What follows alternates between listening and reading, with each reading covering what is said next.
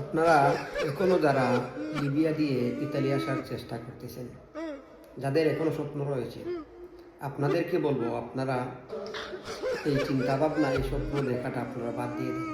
এই যে স্ক্রিনে ভিডিওটা দেখতেছেন, একটা মানুষ কতটুকু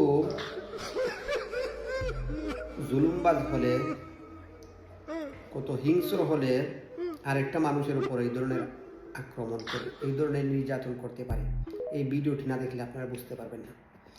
আমরা যেহেতু লিবিয়া দিয়ে আসছি, লিবিয়ার পরিস্থিতিটা আমরা জানি। অনেকেই আমরা বোঝাই, অনেকেই বলি যে এই দিকে আপনারা আসবেন না, এই রাস্তাটা আসলে মোটেও ভালো না। যদি আপনার ভাগ্য সহায় হয় তো আপনি সহি সালামত সুন্দরভাবে আসতে পারেন। যদি আপনার ভাগ্য সহায় না হয় তাহলে এই ধরনের পরিস্থিতিতে পড়তে হয়। তো সবার কাছে অনুরোধ করবো, আপনারা কখনো এই ধরনের রিস্ক নিয়ে লিবিয়া হয়ে ইতালি আসবেন না।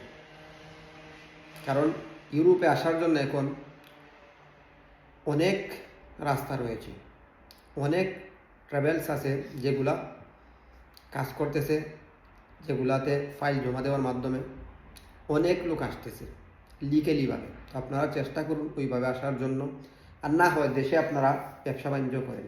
তারপরও এই ধরনের রিস্ক নিয়ে আপনারা এই ইউরোপে আসার কোনো প্রয়োজন আমি মনে করি না। দেখুন কী অবস্থা, একটা মানুষ আরেকটা মানুষের উপর এই ধরনের অত্যাচার নির্যাতন করতে পারে। আল্লাহ পাক যেন ভাইটাকে সুন্দরভাবে সুস্থভাবে তার মা বাবার কোলে যেন ফিরিয়ে দেন।